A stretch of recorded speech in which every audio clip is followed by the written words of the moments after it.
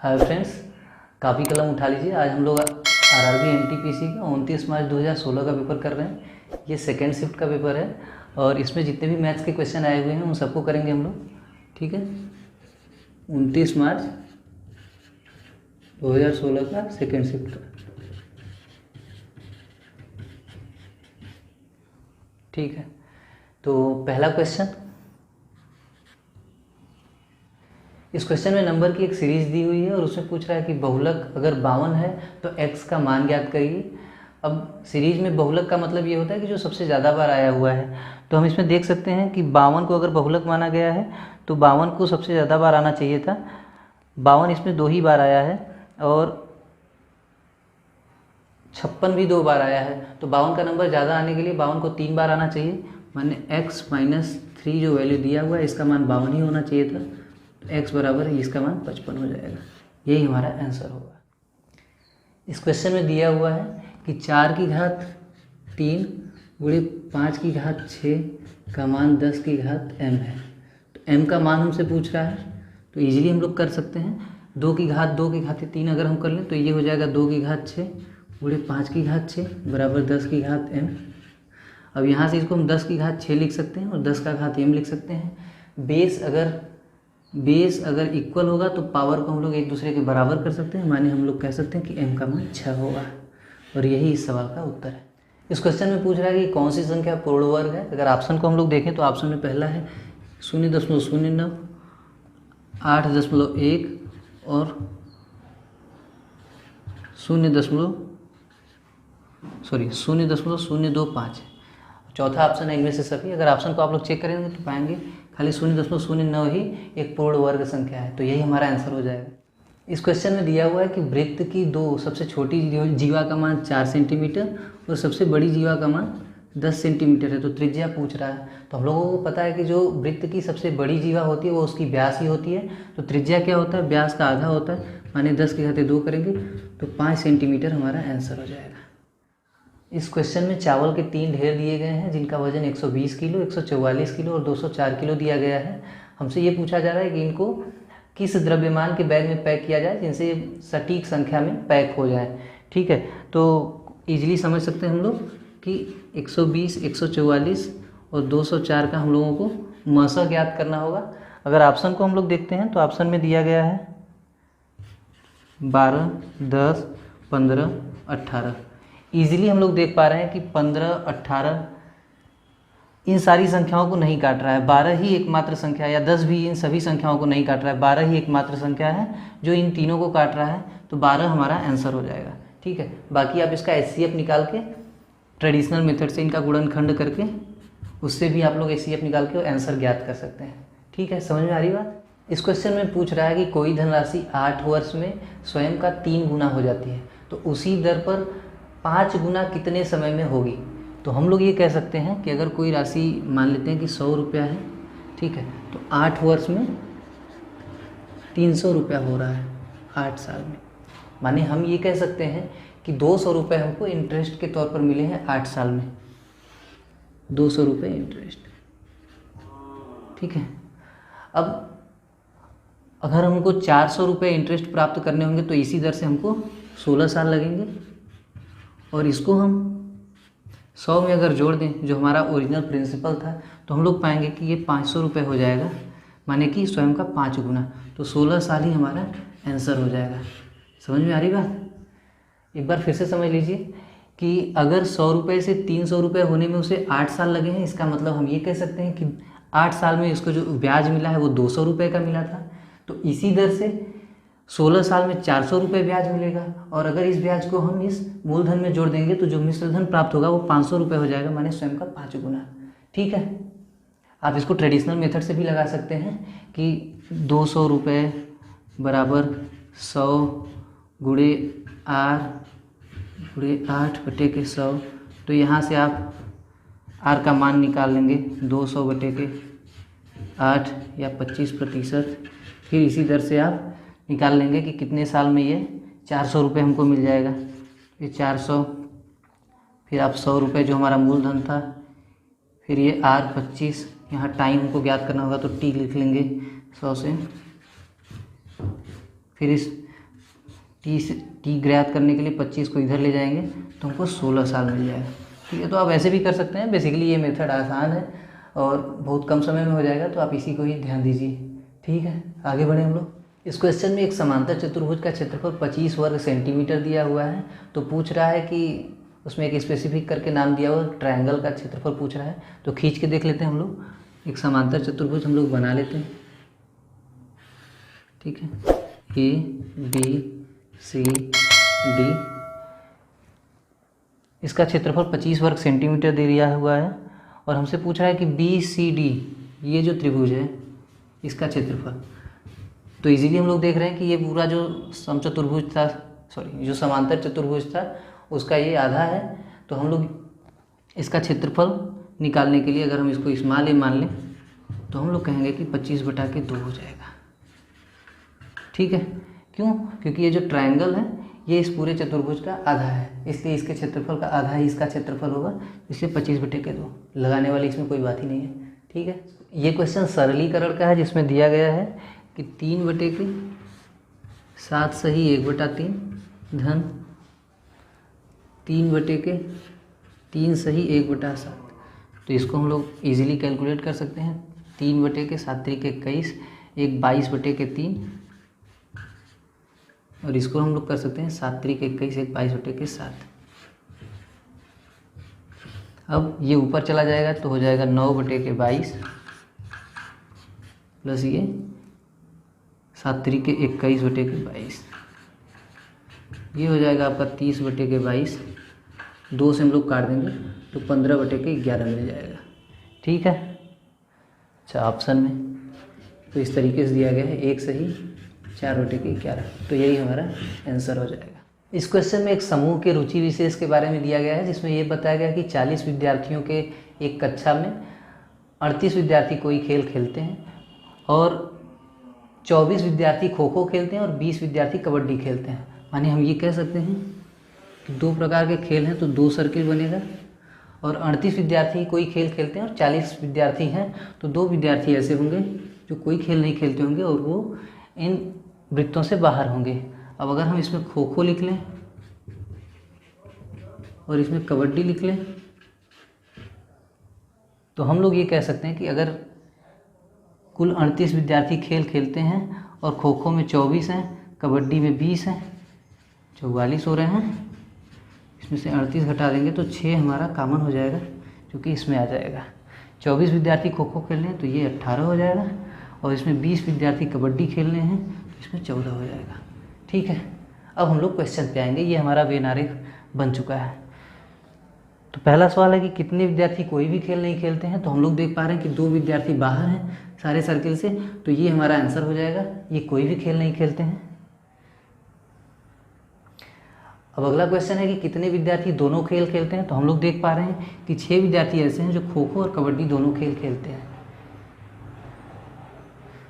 इस क्वेश्चन में पूछ रहा है कि कितने विद्यार्थी कबड्डी नहीं खेलते हैं। तो हम लोग देख पा रहे हैं कि 18 विद्यार्थी हैं और ये 2 विद्यार्थी हैं, तो 18 2 मिला देंगे तो 20 विद्यार्थी ऐसे हैं जो कबड्डी नहीं खेलते हैं। ठीक है, आगे बढ़े हम लोग। इस क्वेश्चन में दिया गया कि 2 संख्याओं का अनुपात 7/12 है। माने हम ये कह लें कि ये संख्याएं 7x/12x हैं। आगे कह रहा है कि अगर संख्याओं में हम लोग 7 जोड़ दें तो ये अनुपात परिवर्तित होकर 7 संबंधी 11 हो जाता है। ठीक है, तो इसको हम लोग सॉल्व करेंगे। 11 × 7 = 77x धन 77 बराबर 84x धन 49।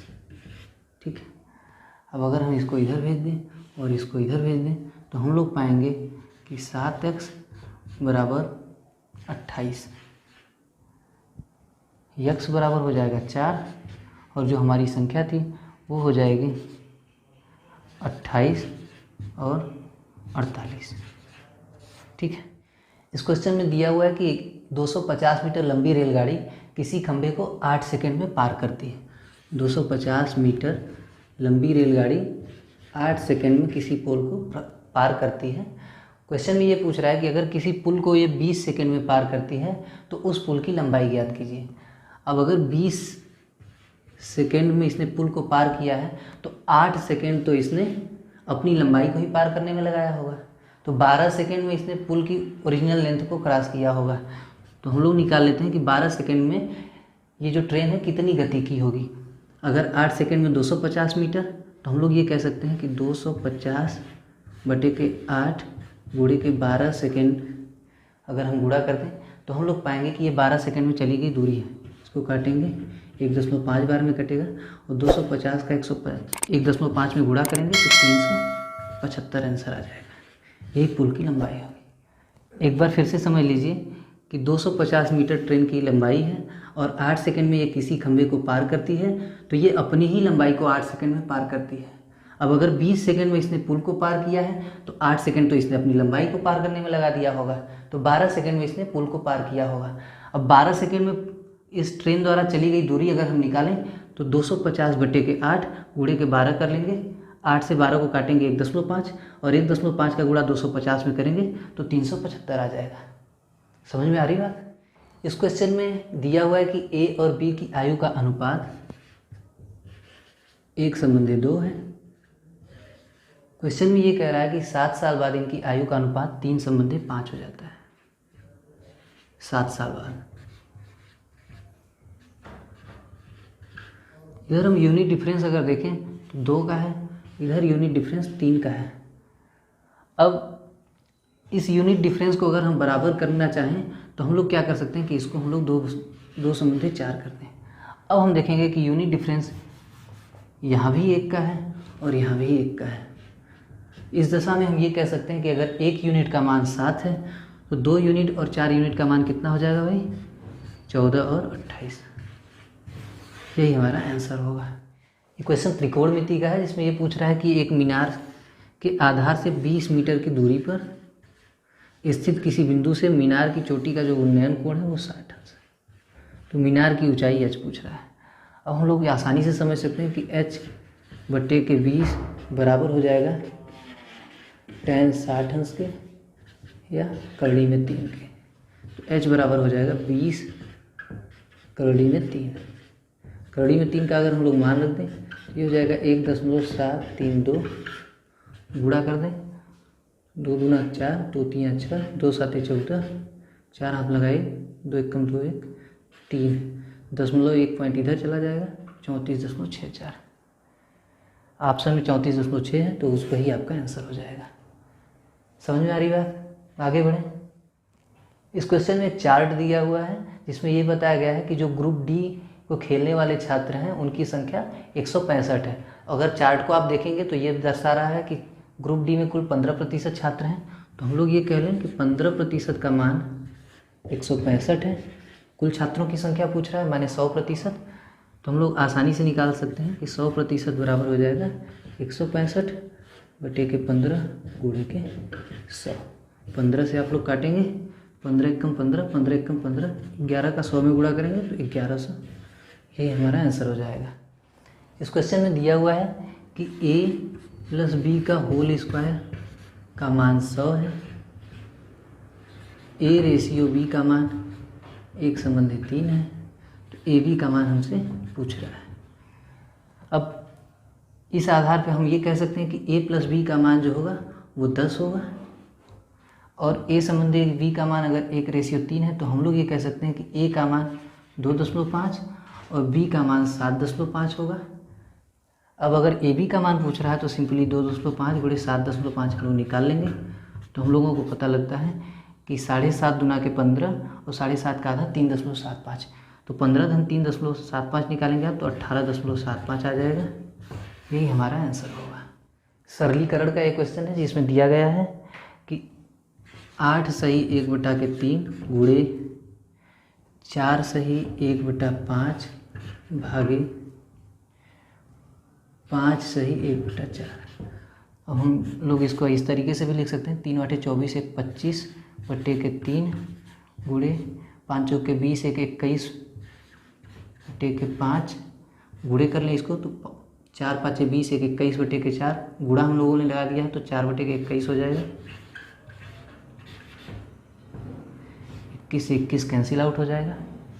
5 से 5 अब ये बचेगा 20 बटे के 3 या इसको हम लोग लिख सकते हैं 6 सही 2/3। ऑप्शन में ये उपलब्ध है, तो इसलिए हमने ये आंसर आपको बता दिया। इस क्वेश्चन में दिया हुआ है, ये भी बेसिकली सरलीकरण का ही सवाल है, जिसमें ये पूछ रहा है कि 1/6 गुणे 1/4 भागे 1/3 है। तो बेसिकली घात जुड़ जाते हैं, हम लोगों को भी पता है। तो हम लोग क्या कर सकते हैं, 1/6 गुणे 1/4, इसको ऊपर ले लें तो गुणे 1/3। 1/4 में से 6 में से 7 जाएगा तो ऋण 1 या 1/1। ये हमारे आंसर हो जाएंगे। इस क्वेश्चन में दिया गया है कि एक दुकानदार अपनी क्रय मूल्य से 25% अधिक अंकित करता है और उस अंकित मूल्य पर 25% का छूट देता है, तो उसे कितना प्रतिशत लाभ या हानि हो रही है। तो हम लोग मान लेते हैं कि जो उसका क्रय मूल्य था 80 था, और इस पर अगर 25% अधिक जोड़ करके अंकित मूल्य दर्शाया गया है, तो इसका 25% आप ऐड करेंगे तो ये कितना हो जाएगा भाई, 100 हो जाएगा। अब इस पर 25% फिर से छूट दिया गया है, तो 100 पे 25% छूट देंगे तो कितने में प्रोडक्ट मिलेगा, ये प्लस हुआ है, सॉरी ये ऋण हुआ है और ये प्लस हुआ है, तो ये हो जाएगा 75 रुपये। अब क्रय मूल्य 80 था और विक्रय मूल्य 75 हो गया, माने 5 रुपये की हानि हो रही है। प्रतिशत हम लोग किस पे काउंट करेंगे, 80 पे, क्रय मूल्य पे। तो 5/80 गुणे के 100, 5 से काटेंगे 16, 16 से इसको काटेंगे 16 छक्का 96, 16 दूना 32 और 16 पाँचे 80।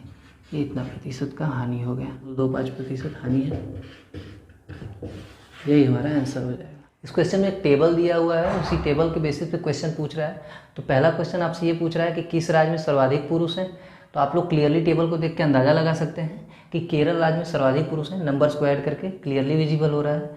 ठीक है, दूसरे क्वेश्चन पे जाते हैं। तो पूछ रहा है कि कुल कितने पुरुष हैं। तो पुरुषों की कुल संख्या ज्ञात करने के लिए क्वेश्चन में ये दिया गया है टेबल में कि अभिनय में सारे पुरुष ही हैं, बाकी अन्य विभागों में आधे आधे पुरुष और आधी महिलाएं हैं। तो 180 धन 284/2 धन 96 कर। क्लियरली 180 का आधा 90 हो जाएगा, 284 का आधा 142 हो जाएगा, माने 142 में 90 जोड़ें तो 232 हो जाएगा, में 96 जोड़ेंगे तो 328 हो जाएगा। ये कुल पुरुषों की संख्या है।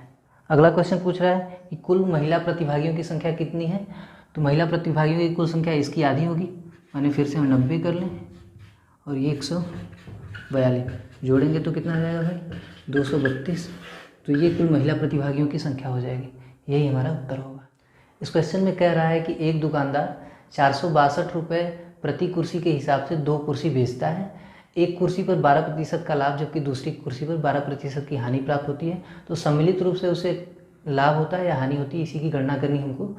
तो टोटल अगर हम वैल्यू जो उसकी सेलिंग पॉइंट है अगर हम वो निकाल लें तो 462 गुणे के 2 कर लेंगे। ये पता है हम लोगों को, 2 दूनी के 4, 924 रुपये है। ठीक है, इस दशा में हमेशा हानि ही होती है। हानि का जो दर होता है वो हमेशा होता है रेट बटे के 10 का स्क्वायर। तो 12 है, 12/10 का स्क्वायर हो जाएगा। माने हम लोग कह सकते हैं कि 1.44% की हानि होगी। 1.44% की हानि होती है। तो 924 का 1.44% निकाल लें अगर हम लोग, तो हम लोग पाते हैं कि लगभग ये 9.24 का लगभग 1.5 गुना है। ऑप्शन में देखेंगे तो एक ही ऑप्शन है जिसमें 13.5 रुपये की हानि हो रही है। तो यही हमारा आंसर हो जाएगा। ठीक है, बाकी आप इसकी गुणा भी कर सकते हैं अगर आपके पास बहुत ज़्यादा वक्त हो तो। हमेशा ये ध्यान दीजिए कि अगर आप थोड़ा सा भी 2 स्टेप आगे आ रहे हैं तो ऑप्शन को आप हमेशा कंसीडर करते रहिए, तो आपके सवाल जल्दी लग जाएंगे। जो आप 1 मिनट या 40 सेकंड में जो क्वेश्चन कर रहे हैं वो क्वेश्चन आप 10 सेकंड या 12 सेकंड में कर पाएंगे। ठीक है, इस क्वेश्चन में दिया गया है कि छात्रों की एक समूह का जो माध्य निकल करके आया है वो 72.5 है। यानी हम ये कह लें कि 40 छात्रों का जो माध्य है वो 72.5 है। गया था। आगे क्वेश्चन में ये कह रहा है कि 84 को गलती से 48 पढ़ लिया गया था, तो वास्तविक माध्य क्या होगा। तो हम लोग बड़े आसानी से कह सकते हैं कि 40 गुणे के 72.5, गलती से 48 पढ़ा गया तो उसको हम लोग हटा देते हैं। वास्तविक संख्या जो थी वो 84 थी, तो 84 को हम लोग जोड़ देते हैं और फिर से वास्तविक माध्य निकालने के लिए 40 पे भाग दे देते हैं। तो यहाँ पे हम लोग अगर इसको काटेंगे तो हम लोग पाएंगे ये 72.5 हो जाएगा। और ये जो वैल्यू होगी 84 में से अगर 48 हम लोग घटाएंगे तो 36 प्राप्त होगी, 36/40।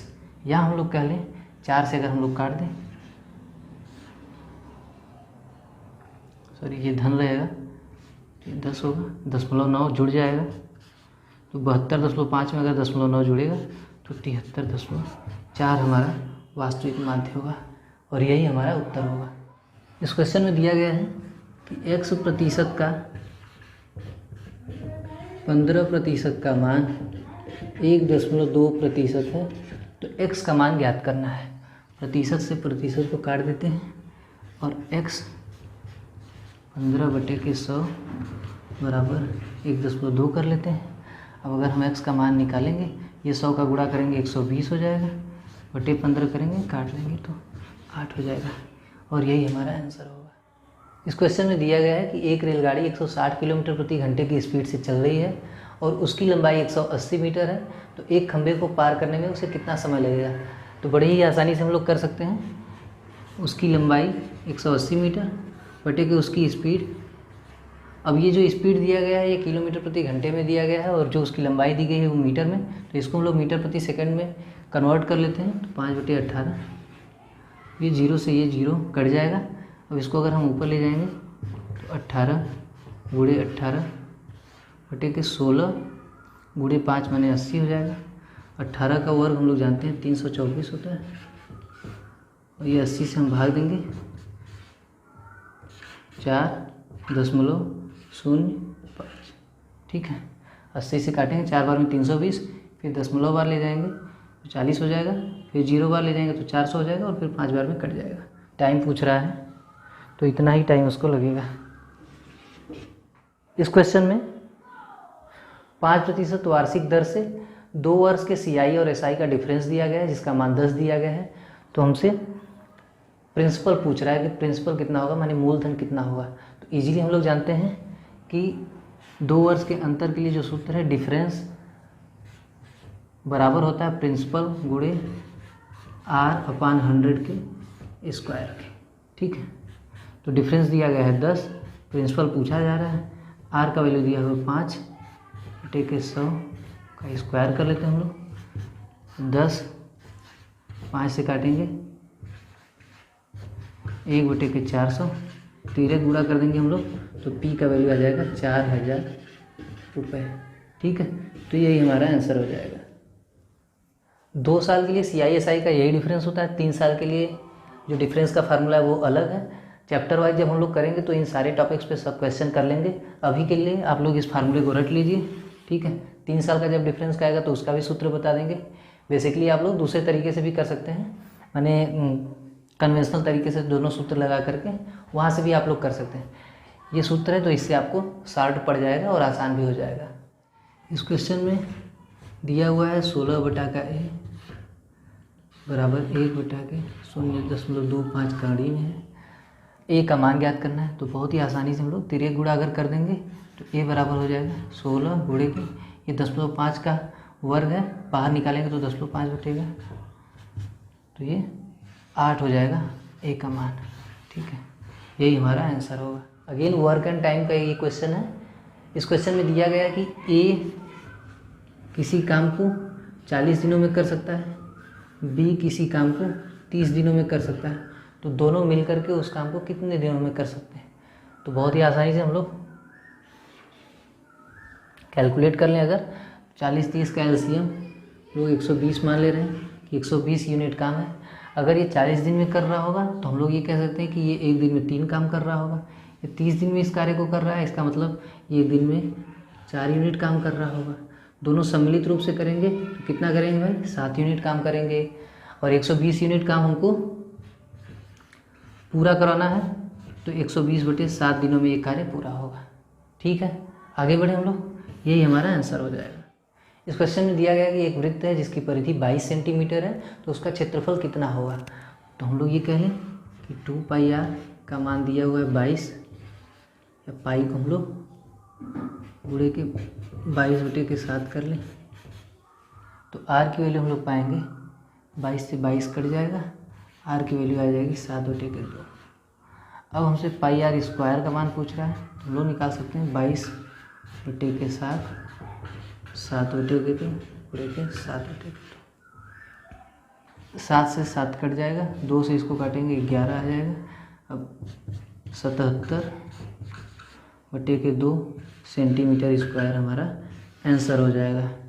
ठीक है, फिर से देख लीजिए, यहाँ पे परिधि का मान दिया था 22 सेंटीमीटर, तो परिधि का जो सूत्र है 2πr, उसके बराबर हमने 22 कर दिया, यहाँ से r की वैल्यू निकाली हम लोगों ने। अब πr² क्षेत्रफल का सूत्र होता है, पाई का मान 22/7, r का वैल्यू जो हम लोगों ने निकाला था उसके वर्ग का इसमें गुणा कर दिए, तो ये वैल्यू निकल करके आ गई। ठीक है, इसको आप और काटना चाहते हैं तो काट सकते हैं आप लोग, 38.5 हो जाएगा। ठीक है, इस क्वेश्चन में दिया गया है कि 50 आदमी किसी काम को 20 दिन में कर सकते हैं। ठीक है, 50 आदमी 20 दिन में कर सकते हैं, तो टोटल मान लें कि 50 गुणे 20 बराबर 1000 यूनिट काम है। अब ये पूछ रहा है कि अगर हम 18 व्यक्ति लगा रहे हैं तो ये काम कितने दिनों में कंप्लीट हो पाएगा। तो इसमें हमको 18 का सिंपली भाग दे देना है, काटेंगे 2, 9 18 10, 500/9 यूनिट, सॉरी 500/9 दिन लगेगा। तो इसको हम काटेंगे 9 5 45, फिर 9 5 45, 5 सही 9, ये हमारा आंसर हो जाएगा। अच्छा, एक बात आपको बता दें कि अगर आप विकल्प देखते तो इस सवाल को लगाने की भी आवश्यकता नहीं थी। क्लियरली कह रहा है कि 50 मजदूर 20 दिन में काम कर रहे हैं, या हम लोग उसको उल्टा करके ये भी कह सकते थे कि 20 मजदूर अगर लगेंगे तो 50 दिन में इस काम को करते। अब अगर हम मजदूर की संख्या घटा देंगे 20 से, माने 18 जैसा कि क्वेश्चन में पूछा गया वैसा कर दें, तो 18 मजदूर लगते तो इसको 50 से ज़्यादा दिन लगेंगे, है ना। और 50 से ज़्यादा दिन का एक ही विकल्प है, वो 55 सही 5/9 है। तो इस क्वेश्चन को आपको सॉल्व भी नहीं करना पड़ता। यही मैं बात आपको बार बार बता रहा हूँ कि अगर आप ऑप्शन को कंसीडर कर रहे हैं तो क्वेश्चन आपको लगाने भी नहीं पड़ेंगे, कुछ क्वेश्चन आपको बिल्कुल नहीं लगाने पड़ेंगे। 10 से 20% सवाल आपके ऑप्शन से ही हो जाएंगे, उनको सॉल्व करने की भी आवश्यकता नहीं होगी। ग्रुप डी में ये परसेंटेज और भी ज़्यादा है, माने 30 से 40% है, पर इसके लिए आपको बेसिक आइडिया क्लियर होना चाहिए। एक बार फिर से समझ लीजिए कि अगर 50 व्यक्ति 20 दिन कार्य कर रहा है, इस बात को हम उल्टा भी कह सकते हैं कि 20 व्यक्ति 50 दिन काम करेगा तो वही काम पूरा हो जाएगा। अब अगर 20 से कम मजदूर होंगे तो ऑब्वियस सी बात है कि 50 से ज़्यादा दिन काम करने में लगेगा। तो अगर 20 से कम करके 18 पूछा गया है तो 18 व्यक्ति 50 से ज़्यादा दिन में इस काम को कर पाएंगे। और विकल्प को अगर हम देख रहे हैं तो उसमें 50 से ज़्यादा का एक ही विकल्प है, ठीक है, तो उसको लगाने की आवश्यकता भी नहीं थी। समझ में आ रही बात मैं क्या समझाना चाह रहा हूँ? अगर नहीं समझ में आ रही तो इस बात को हम लोग जब बाद में एक अलग से वीडियो बना करके आपको बता देंगे कि ऑप्शन से कैसे हम लोग पहचान सकते हैं कुछ सवालों को, या उससे जो ड्यूरेशन है उसको कैसे कम किया जा सकता है। ठीक है, आगे बढ़े। फिलहाल इस क्वेश्चन में दिया गया है कि ABC किसी कंपनी में साझेदार है। वो कंपनी 1,20,393 रुपये का लाभ अर्जित करती है और ABC के जो लाभांश के अनुपात है वो 5:3:1 है। तो B को कितना कुल हिस्सा मिलेगा इसका? तो क्लियरली हम लोग कह सकते हैं कि रेशियो 5:3:1 है, माने कुल हम कह लें तो 9 यूनिट है। ठीक है, टोटल राशि 1,20,393 है। तो अगर 9 से भाग देंगे तो ये 1 यूनिट का मान हो जाएगा। और हमसे B का पूछ रहा है, तो B का जो शेयर है वो 3 यूनिट का है, 3 हो जाएगा, 3 से गुणा कर देंगे हम लोग, 3 से काट दें हम लोग, 3 चौके 12, 0 1 3 1, तो इतना रुपए B का शेयर हो जाएगा। ठीक है, ये क्वेश्चन त्रिकोणमिति का है। इसमें ये पूछ रहा है कि एक इमारत है, इमारत पे 8 मीटर ऊंचाई तक हमको एक सीढ़ी रखनी है। सीढ़ी का जो आधार होगा वो इस इमारत के आधार से 6 मीटर की दूरी पे होगा, माने ये 6 मीटर है और ये 8 मीटर है। तो पूछ रहा है कि सीढ़ी की लंबाई कितनी होगी, ये वैल्यू हमसे पूछ रहा है। तो x बराबर हम लोग क्या कर सकते हैं भाई, 6 का स्क्वायर धन 8 का स्क्वायर, यानी कि 36 धन 64 करेंगे तो 100 हो जाएगा। 100 का करड़ी निकालेंगे तो 10 हो जाएगा। ठीक है, यही हमारा आंसर होगा। इस क्वेश्चन में दिया हुआ है कि A 20% लाभ पर किसी साइकिल को 3480 रुपये में बेचता है, तो उसका क्रय मूल्य कितना था। तो हम मान लें कि उसका क्रय मूल्य 100 था। ठीक है, 20% लाभ पर माने 120 रुपये में बेचा होगा। अब 120 यूनिट की जो वैल्यू दिया है वो 3480 दिया हुआ है, तो 100 यूनिट का मान पूछ रहा है। तो बहुत ही आसान है, 3480 बटे के 120 कर लें और यहाँ गुणा कर दें 100 का। इससे इसको काट देंगे, 12 से अगर हम काटें तो 12 दूना 24, 10 108 हो गया, 12 9 108, मैंने 29 में 100 का गुणा करेंगे तो 2900 रुपये क्रय मूल्य आ जाएगा। यही हमारा आंसर होगा। इस क्वेश्चन में दिया गया है कि दो संख्याओं का मसा 24 है, तो लसा पूछ रहा है। ठीक है, तो हम लोग जानते हैं कि जो लसा होगा वो मसा से पूरी तरीके से विभाजित होना चाहिए। अगर हम विकल्प को चेक करते हैं तो एक ही राशि है 144 जो इस 24 से विभाजित हो रही थी, तो यही हमारा आंसर हो जाएगा। ठीक है, अगर विकल्प में ऐसे बहुत सारे ऑप्शन होते जो 24 से विभाजित हो रहे होते तो जो सबसे न्यूनतम राशि होती उसी को हम लोग लसा मानते। ठीक है, एक बार फिर से ध्यान दीजिएगा कि अगर विकल्प में एक से अधिक ऑप्शन होते जो इस मसा से विभाजित हो रहे होते, माने कि 24 से विभाजित हो रहे होते, तो हम क्या करते, जो सबसे न्यूनतम राशि होती उसी को लसा मानते, उसी को अपना उत्तर मानते। ठीक है, तो ये पेपर यहीं पे समाप्त होता है। अगले पेपर में हम लोग मिलते हैं आपसे। ठीक है, हमारे साथ बने रहिए, क्योंकि हम लोग रेलवे के ग्रुप डी, NTPC, उसके बाद SSC का CHSL का पेपर जो अभी होना है उसका भी सॉल्व कराएंगे हम लोग। CGL के मेंस के क्वेश्चन भी सॉल्व कराएंगे। ठीक है, धन्यवाद, बाय बाय, टेक केयर।